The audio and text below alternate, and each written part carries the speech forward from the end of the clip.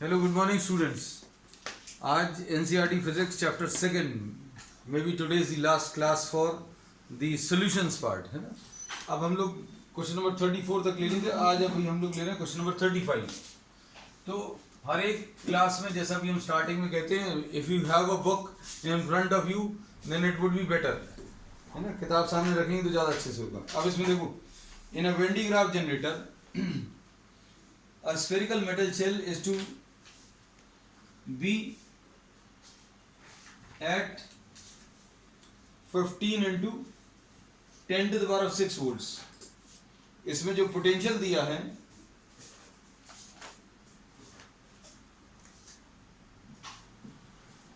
Potential दिया हुआ है 15 into 10 to the power of 6 volts। When de Graaff generator में ऐसे कुछ अरेंजमेंट्स रहते हैं। एक इनर शेल है, एक आउटर शेल है।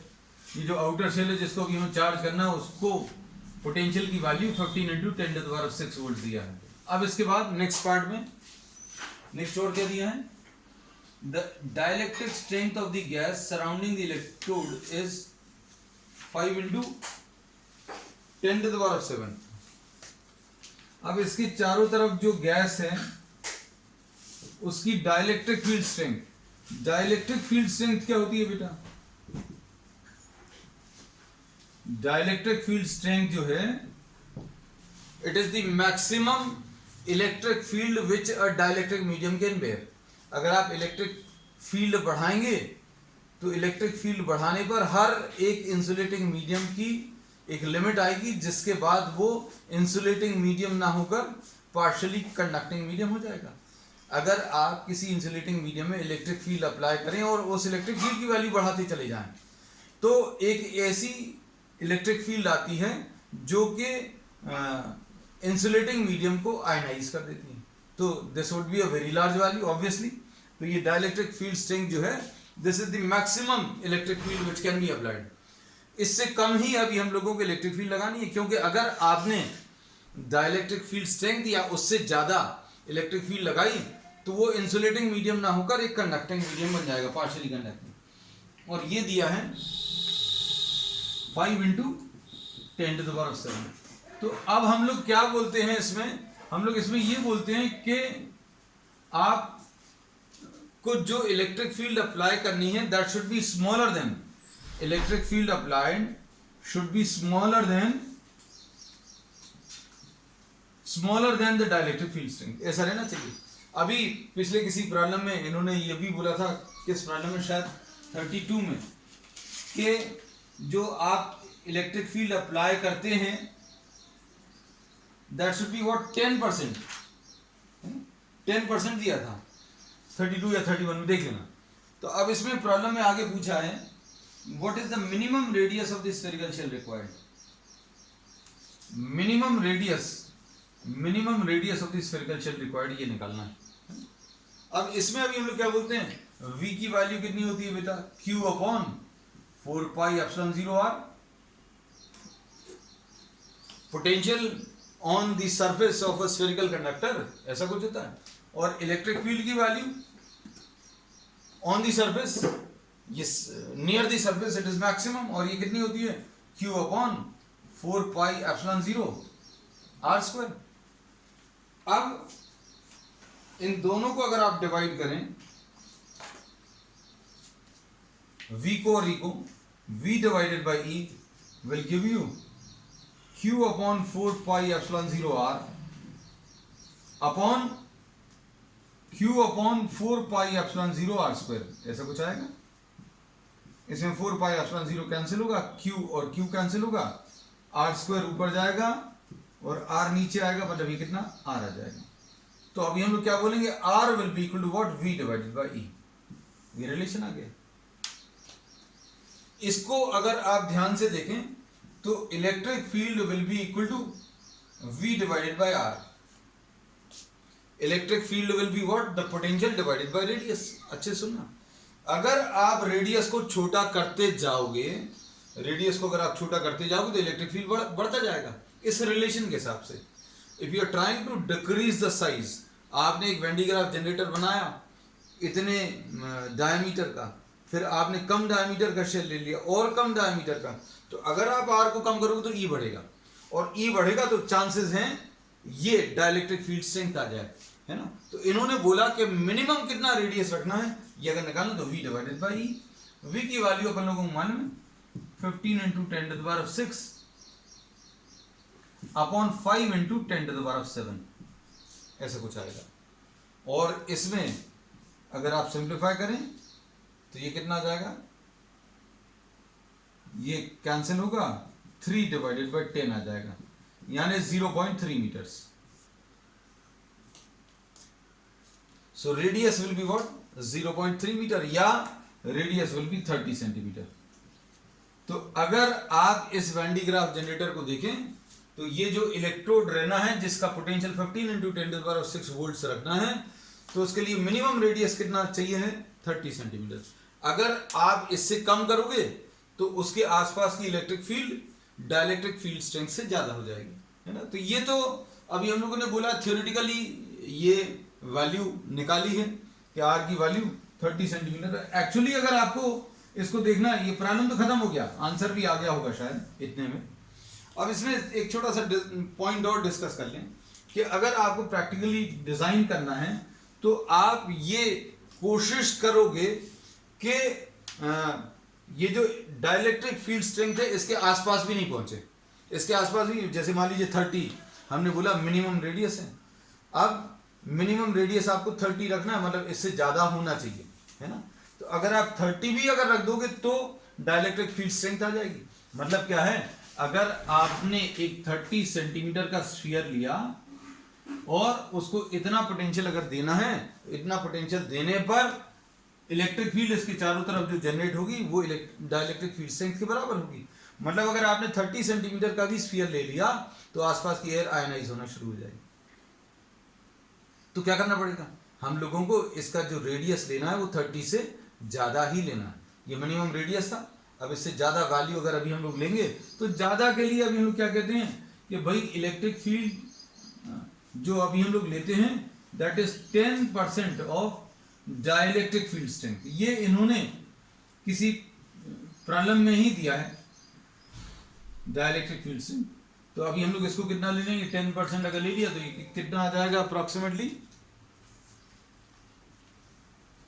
10/100 into 5 into 10 to the power of 7, यानी ये कितना आ जाएगा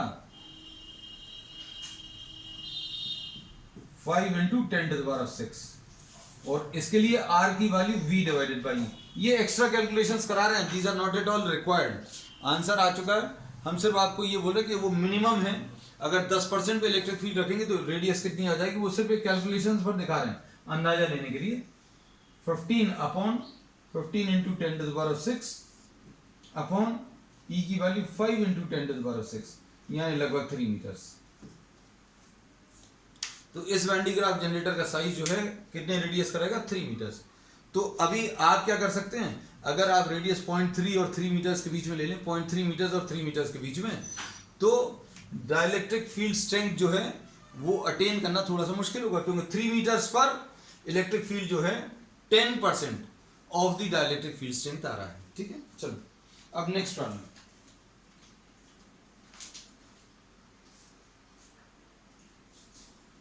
A small sphere of radius r1 and charge q1 is enclosed by a spherical shell of radius r2 and charge q2.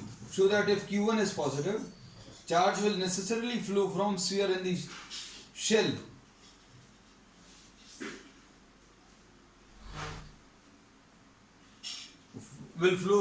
from the sphere to the shell. अब देखो, ये अभी हम लोग थ्योरी पोर्शन में कर चुके हैं, but since this question is in given in the exercise, will be doing this exercise also और दिस प्रॉब्लम आल्सो। तो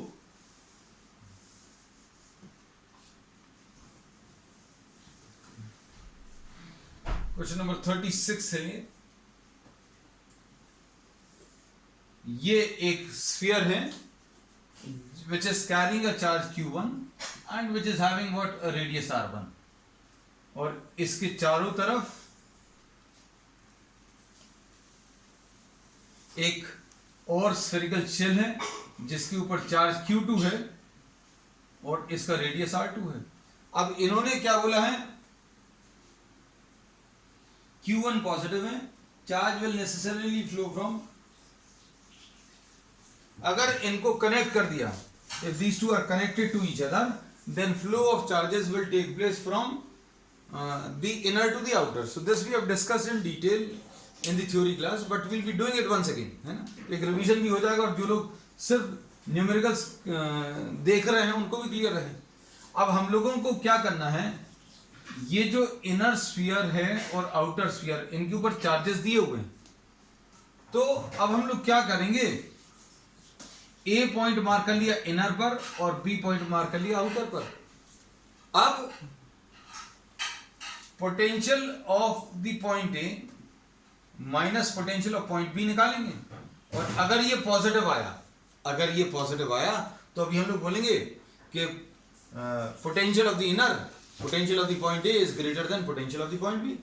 अब हम लोगों को अगर इसके कैलकुलेशंस करने तो कैसे करेंगे, potential of the point A अगर कैलकुलेट करना है, then potential of the point A will be due to inner and outer.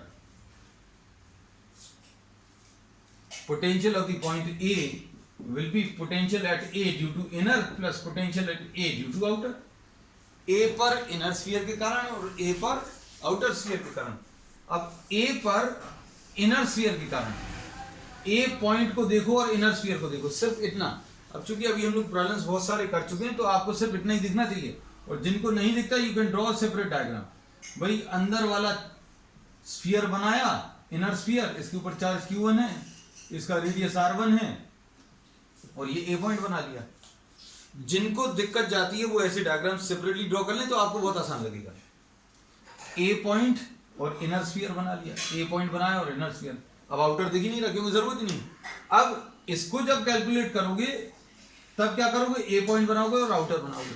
तो लेकिन अभी हम लोग पहले ये लिख लें, ए पॉइंट पर इनर के कारण, ए पॉइंट पर इनर के कारण, this is a point which is lying on the surface, तो इसका पोटेंशियल कितना आ जाएगा, Q1 upon 4 pi epsilon 0 R1, ऐसा कुछ आ गया। अब इसके बाद आगे क्या आएगा, potential at the point A due to outer, तो अब हम इसको रब कर दे रहे हैं। अब क्या करेंगे, ए पॉइंट बनाए और आउटर स्फीयर बनाए, ये आउटर स्फीयर बना लिया, आउटर स्फीयर के ऊपर चार्ज Q2 है और आउटर वाले का रेडियस R2 है, और ये ए पॉइंट इसके अंदर है। अब हमने क्या किया, ये कैलकुलेशन करना। अब ये कैलकुलेशन करने के लिए जिनको प्रैक्टिस अच्छी है, जो लोग क्लासेस रेगुलरली अटेंड कर रहे हैं, उनको इस चीज में दिक्कत नहीं जाएगी। They can do the calculations without this diagram also in the examination. You need not draw separate diagrams, this is just for you to understand that if you have to calculate potential at the point A due to outer, then try to draw the outer and the point A. outer बना लिया और point A बना लिया। अब inner मत बनाना क्योंकि A point और outer sphere। अब A point जो है अंदर लाई कर रहा है, अगर कोई पॉइंट अंदर लाई कर रहा है तो अंदर वाले किसी भी पॉइंट पर पोटेंशियल उतना ही होता है जितना सरफेस पर। अंदर वाले पॉइंट पर पोटेंशियल निकालना, हमने बोला सरफेस पे निकालना। क्यों, क्योंकि अंदर के किसी भी पॉइंट का पोटेंशियल और सरफेस का पोटेंशियल बराबर होते हैं। और इसको कैसा लिखेंगे, सरफेस का पोटेंशियल ऐसा कुछ है। अब इसके बाद अगला काम क्या है, ये VA आ गया। अब पोटेंशियल एट पॉइंट बी निकालना है। Potential at point B will be potential at B due to inner plus potential at point B due to outer. फिर से क्या करेंगे, आप बी पॉइंट बनाएंगे और इनर स्फीयर बनाएंगे। बी पॉइंट बनाएं और इनर स्फीयर बनाएं। अब बी पॉइंट बना लें, ये यहां पर कर दे रहे हैं, ये Q1 है, ये इनर स्फीयर बनाया और ये बी पॉइंट बना लिया। बी पॉइंट का डिस्टेंस ये, जो काम का डिस्टेंस नहीं है वो अभी हमने नहीं बनाया। देखो इसमें R1 नहीं बनाया, हमें जरूरत ही नहीं। अगर आप इसको बनाओगे तो आपको कंफ्यूजन होगा कि इस डिस्टेंस का क्या करना है। तो अगर कोई पॉइंट, इसको हम सिंपल भाषा में ये बोल रहे हैं कि इनर स्फीयर बनाया, इनर स्फीयर बना लिया और बी पॉइंट बना लिया। तो potential at the point B will be equal to, अगर ये पोटेंशियल एट पॉइंट बी निकालना है तो ये पॉइंट बी बाहर लाई कर रहा है, तो इसके लिए पॉइंट चार्ज जैसा मान लो, आप इसको पॉइंट चार्ज जैसा मान लो जो कि सेंटर पर लाई कर रहा है। तो फॉर्मूला क्या होता है, Q1 अपॉन 4 पाई एप्सिलॉन 0 क्या R2, ये हो गया। अब इसके बाद potential at point B due to outer, अब इसके लिए क्या करेंगे, बी पॉइंट बना लो और आउटर बना लो भाई, ये आउटर स्फीयर बना लिया, ये बी पॉइंट बना लिया और ये R2 है। तो कितना आएगा बेटा,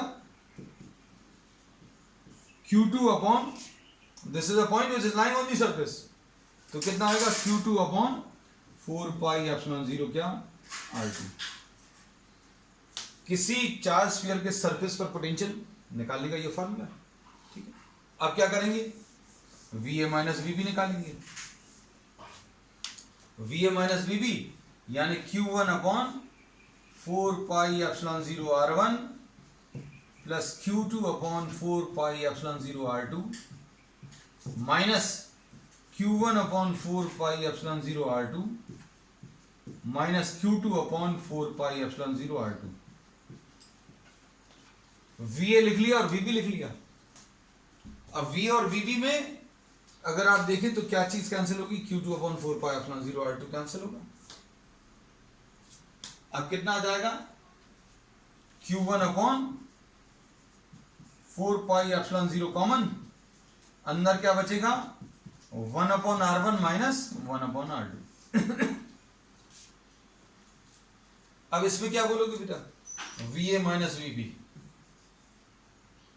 कैसा आ गया बेटा, ये सिर्फ Q1 के ऊपर डिपेंड कर रहा है ना। तो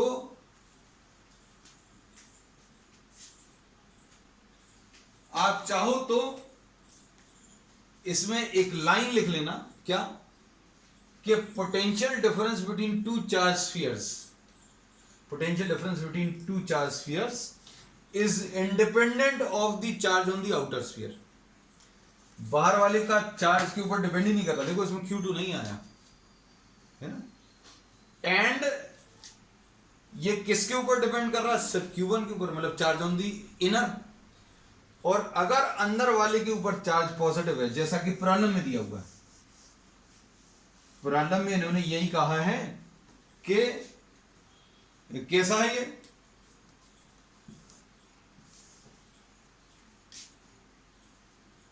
Q1 इज पॉजिटिव, Q1 जो है पॉजिटिव है, तो VA माइनस VB कैसा आएगा बेटा, पॉजिटिव आएगा, मतलब VA will be greater than VB। अब ये चीज, दो चीजें काम की पता चली, क्या कि अंदर वाले का पोटेंशियल बाहर वाले से ज्यादा है, और कितना ज्यादा है पोटेंशियल डिफरेंस वो बाहर वाले के चार्ज के ऊपर डिपेंड नहीं कर रहा है। तो हमें मेन चीज वैसे ये काम की, दो पॉइंट्स इसमें इंपॉर्टेंट थे कि potential difference between the two does not depend on the charge of the outer, और दूसरी चीज potential of the inner is always greater than potential of outer, potential अंदर वाले का ज्यादा है ना। अब सुनना आप इसको अच्छे से,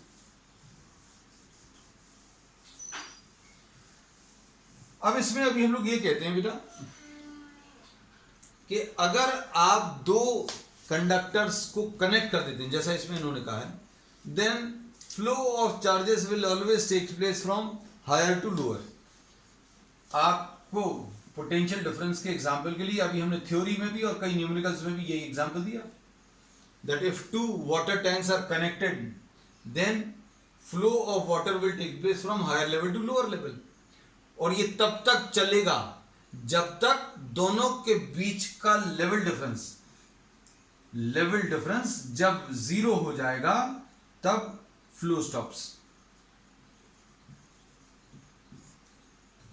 तो अब हम लोग क्या बोलेंगे, अब इसमें अभी हम लोग ये बोलेंगे कि VA माइनस VB चूंकि Q1 अपॉन 4 पाई एप्सिलॉन 0 था, 1 अपॉन R1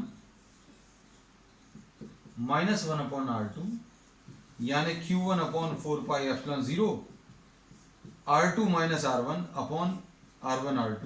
अभी किसी का डाउट हो सकता था कि भैया Q1 तो पॉजिटिव है लेकिन अंदर तो नेगेटिव आ सकता था, तो ये भी क्लियर कर दिया है ना कि ये R2 माइनस R1, R2 बड़ा है R1 छोटा है, तो ये तो पॉजिटिव आएगा, ये भी पॉजिटिव है, तो VA माइनस VB कैसा है? पॉजिटिव। अब हमने कहा कि VA माइनस VB पॉजिटिव है। अब दोनों को अगर आपने वायर से कनेक्ट कर दिया, ऐसा बोला है इन्होंने, अगर आपने वायर से कनेक्ट कर दिया तो क्या होगा? Flow of charges will take place from the sphere to the shell, sphere से शेल में जाएगा। क्यों? क्योंकि जिसका ज्यादा पोटेंशियल है, जिसका ज्यादा पोटेंशियल है उधर से चार्ज फ्लो करेगा, कहां पर? जिसका पोटेंशियल कम है। तो कम किसका है? बाहर वाले का। और कब तक चलेगा? जब तक दोनों का पोटेंशियल सेम ना हो जाए। तो flow continues till VA becomes equal to VB। दोनों के पोटेंशियल सेम हो जाने चाहिए।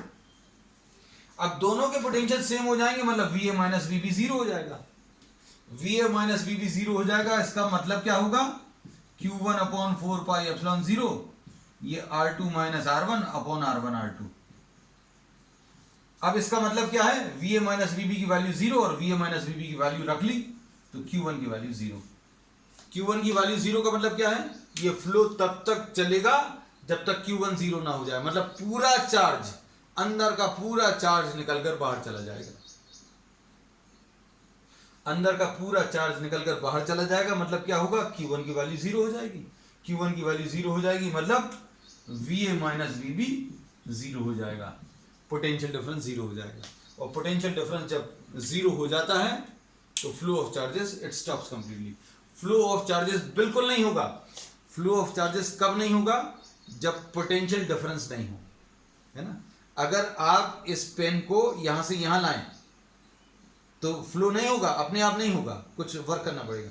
लेकिन यहां से यहां लाना है, यहां से अगर यहां लाना है तो लेवल का डिफरेंस है, ये अपने आप हो जाएगा। तो flow of charges will automatically take place from inner to outer. और कब तक चलेगा? जब तक पूरा अंदर का चार्ज बाहर ना चला जाए, है ना। Next, last question. अभी लास्ट क्वेश्चन थोड़ा थ्योरेटिकल है, so will just discuss the points. आपकी अगर इच्छा है इनको लिखने की तो आप इस वीडियो को पॉज करके जो पॉइंट्स अभी हम बता रहे हैं वो लिख लीजिएगा, because I will not write down the points, है ना। हम आपको फैक्ट्स बताते जाएंगे। जो भी चीज़ आपको काम की लगती है आप साथ में लिख लेना, या फिर बाद में लिख लेना, या समझ लो फिर अपनी लैंग्वेज में लिख लेना, है ना। Because all of these are theoretical questions. Question number 37, question number 37 में the top of the atmosphere is about 400 kilovolts with respect to the surface of the earth। top of the atmosphere जो है 400 kilovolts पर है, ठीक। अब इसके बाद with respect to the surface of the earth, with respect to surface of the earth मतलब surface of the earth को अगर आप जीरो पोटेंशियल पर माने तो top of the atmosphere 400 kilovolts पर है, ऐसा दिया। अब इसके बाद क्या कहा है?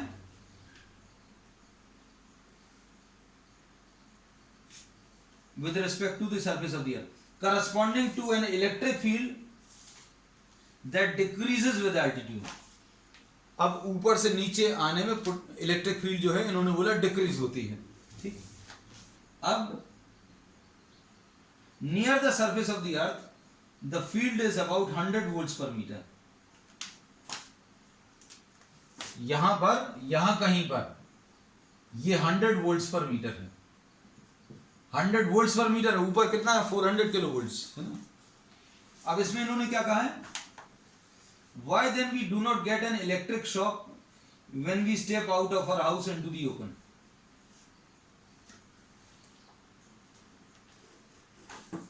अब इसमें इन्होंने बोला घर से बाहर निकलते ही साथ अभी हमें करंट क्यों नहीं लगता, है ना। बहुत स्ट्रेंज सा क्वेश्चन है। अब इन्होंने इसको ये बोला कि घर के अंदर है तब तक तो नहीं लगेगा। क्यों? क्योंकि घर को तो अभी आप एक केज मान सकते हो, मतलब केज मान सकते हो, मतलब एक शेल मान सकते हो। तो इसमें इलेक्ट्रोस्टैटिक शील्डिंग अभी हम लोगों ने पढ़ा है कि भाई अंदर तो इलेक्ट्रिक फील्ड 0 रहेगी, ठीक है। ये बात मान ली कि घर के अंदर है, आपको करंट नहीं लग रहा। जैसे ही आप बाहर निकलोगे तो क्या होगा? बाहर निकलने पर आपको करंट लगना चाहिए। करंट क्यों लगना चाहिए? क्योंकि इलेक्ट्रिक फील्ड जो है 100 वोल्ट्स पर मीटर है ना। अब 100 वोल्ट्स पर मीटर है तो इसमें अब अच्छे से समझना, ये 400 किलो वोल्ट्स है। अभी हम डायग्राम इधर से शुरू कर दे रहे हैं। ये अर्थ सरफेस है, टॉप ऑफ द एटमॉस्फेयर जो है कितना है, 400 किलो वोल्ट्स पर है, ठीक। अब अर्थ सरफेस के पास में ये कितनी दी है electric field, this is how much, कितनी है बेटा, 100 वोल्ट्स पर मीटर। अब आप 100 वोल्ट्स पर मीटर इलेक्ट्रिक फील्ड है। अब आपकी खुद की हाइट अगर अभी हम लोग कितनी 1 मीटर 1.1 मीटर तो 3.3 फीट्स हो जाएगा, तो 2 मीटर्स अगर अभी हम लोग ले तो 6 फीट्स हो जाएगा, है ना। तो 1.4 1.5 मीटर्स मान सकते हैं अभी हम लोग, 1.4 मीटर्स यानी लगभग 3.33 और 1.5 ले रहे हैं। सपोज योर हाइट इज, आपकी खुद की हाइट, ये भाई आपका डायग्राम बना दिया अभी हमने, है ना। This is some student entering, घर से बाहर निकलकर, ये कोई स्टूडेंट बाहर निकला और इसकी हाइट कितनी है, लगभग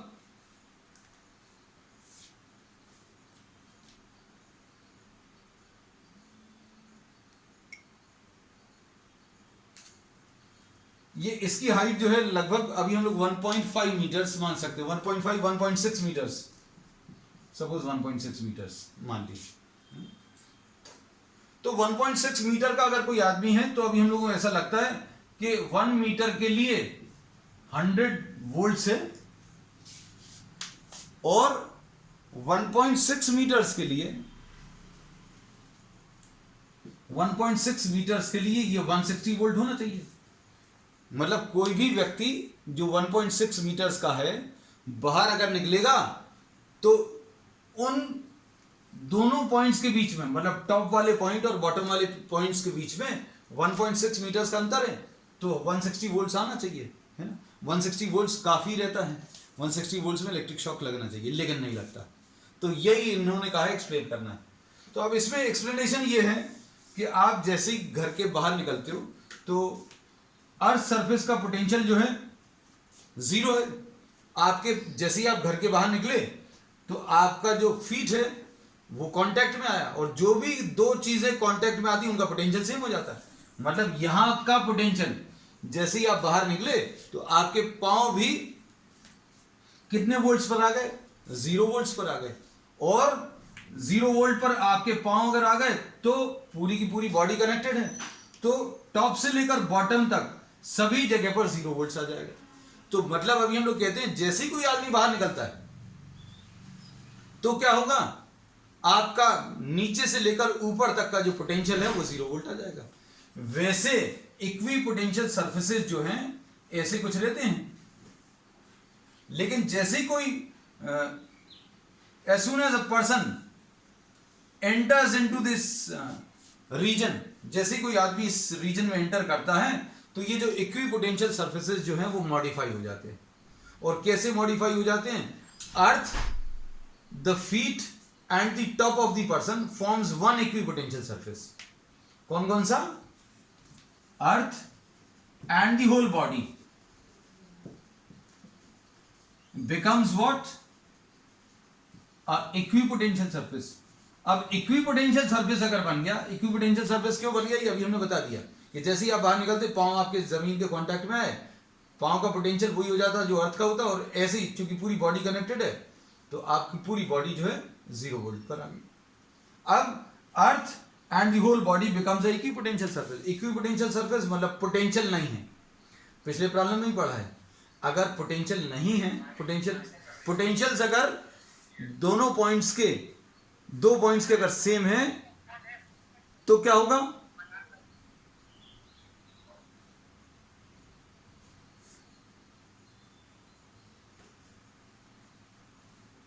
पोटेंशियल अगर दो पॉइंट के सेम है मतलब पोटेंशियल डिफरेंस जो है 0 आ जाएगा, और पोटेंशियल डिफरेंस अगर 0 है तो चार्जेस का फ्लो नहीं होगा, और चार्जेस का फ्लो नहीं होगा मतलब there will be no electric shock. ठीक है, तो ये फर्स्ट पार्ट था, तो इसको आप अपने तरीके से लिख लीजिएगा। ठीक है, अब इसमें सेकेंड पार्ट में। तो इसका रीजन क्या है, बस ये मेन जो लाइन है वो अभी हमने इसमें लिख दी है। नेक्स्ट क्वेश्चन में, a man fixes outside his house,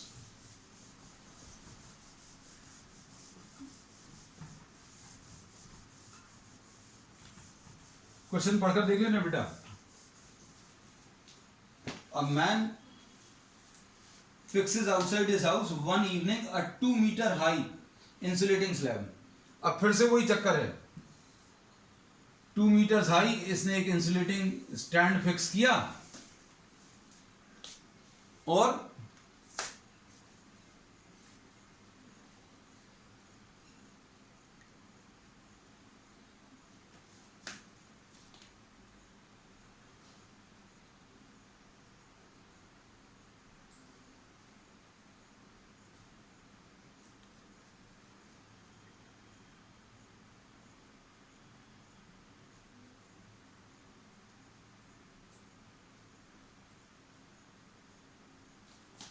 एक 2 metre high insulating stand fix किया और उसके ऊपर फिर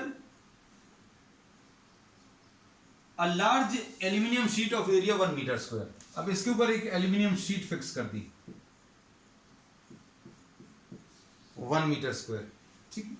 अब इसके बाद इसमें इन्होंने क्या बोला है, will he get a electric shock if he touches the sheet next morning. तो इसमें क्वेश्चन में इन्होंने दिया है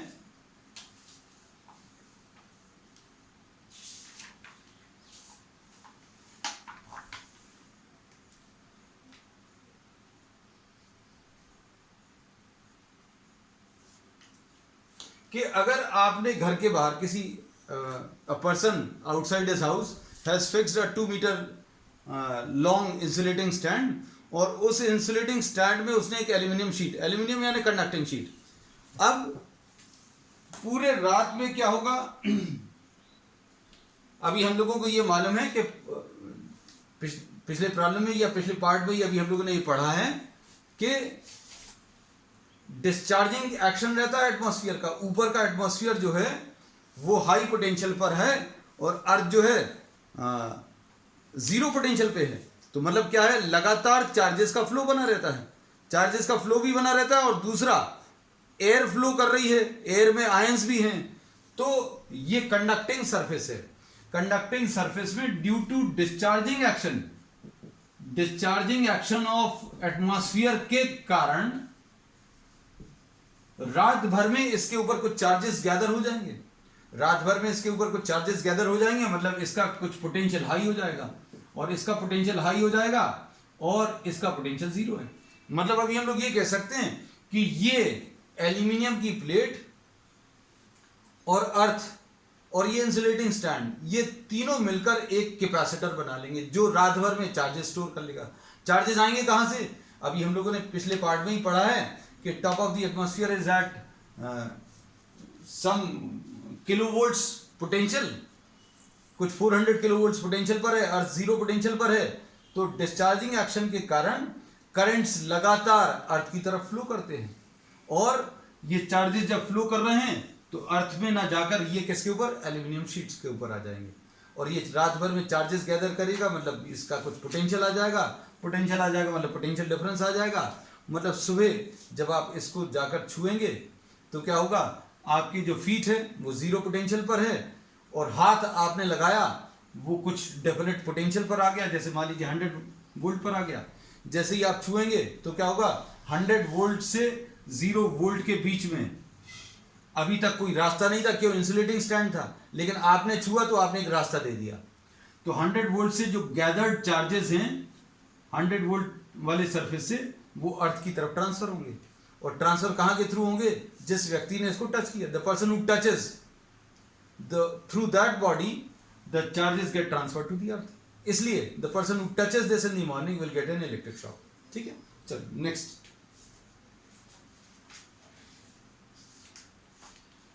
The discharging current in the atmosphere due to small conductivity of air is known to be 1800 ampere on an average on the globe। अब इसमें इन्होंने ये बोला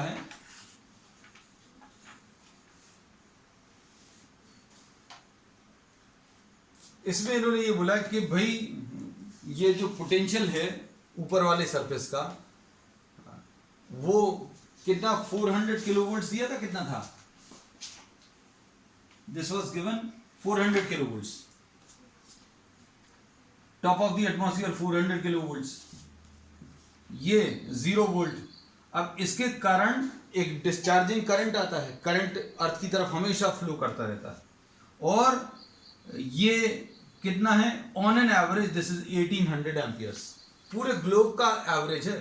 1800 एम्पियर्स जो है बहुत बड़ी वैल्यू होती है। अगर किसी एक जगह पर लोकलाइज है, मतलब वहाँ पर वो बहुत ज़्यादा डैमेजिंग इफेक्ट्स रहेंगे, क्योंकि अभी हम लोगों के घरों में जो इलेक्ट्रिसिटी फ्लो करती है वो 5 एम्पियर्स और 15 एम्पियर्स वाला करंट फ्लो करता है। अब ये 1800 एम्पियर है, लेकिन this average is taken for the entire earth, है ना। तो 1800 एम्पियर्स की चार्जेस अगर फ्लो कर रहे हैं पर सेकेंड, सॉरी 1800 एम्पियर्स अगर करंट फ्लो कर रहा है, डिस्चार्जिंग करंट, तो धीरे धीरे करके इसका पोटेंशियल खत्म क्यों नहीं हो जाता। चार्जेस अगर लगातार फ्लो कर रहे हैं, मतलब करंट फ्लो कर रहा है, मतलब कुछ समय के बाद हम लोग ये बोलेंगे इसका पूरा जो चार्ज है, पूरा जो पोटेंशियल है वो खत्म हो जाना चाहिए। जब भी कोई चीज हायर पोटेंशियल पर है और कोई लोअर पोटेंशियल पर है, तो क्या होगा, फ्लो चलता रहेगा, कुछ समय बंद हो जाना चाहिए। लेकिन अभी हम लोगों ने ऐसे बोला कि ऐसा नहीं होता। The earth atmosphere does not gate discharge completely, कभी भी नहीं होता, क्योंकि जो थंडर स्टॉर्म और लाइटनिंग्स हैं, जो अभी आप देखते हो, जो स्टॉर्म्स आते रहते थ्रू आउट द ग्लोब, हमेशा आते रहते हैं, and they keep on continuously charging the atmosphere. तो दो टाइप के करंट हैं, एक तो एटमॉस्फेयर खुद डिस्चार्ज कर रहा है, ऊपर का हायर पोटेंशियल और नीचे का लोअर पोटेंशियल के कारण, और दूसरी चीज चार्जिंग एक्शन किसकी वजह से, लाइटनिंग एंड थंडर स्टॉर्म्स की वजह से। ठीक है, चलिए अब नेक्स्ट फोर्थ पार्ट देख लो। अब इसमें फोर्थ पार्ट में क्या दिया है, what are the forms of energy into which the electrical energy of the atmosphere is dissipated during lightning. ये तो अब सिंपल क्वेश्चन है। अब इसमें क्या क्या चीज प्रोड्यूस हो जाती है लाइटनिंग में, कौन कौन सी एनर्जी के फॉर्म में, हीट भी जनरेट होती है, साउंड भी जनरेट होता है। हीट एनर्जी, जब भी कोई लाइटनिंग, बिजली जब भी चमकती है, तो एनर्जी का लॉस किस किस फॉर्म में होता है, it takes place in the form of heat energy, sound energy and light energy. ठीक है, चलिए ये this finishes the NCERT exercise. अब इसको कंप्लीट कर लेना, रिवाइज कर लेना, and we'll be taking some more questions in the subsequent classes from the different competitive exams, NEET और एम्स के प्लस JEE के। ठीक है, दैट्स ऑल फॉर टुडे।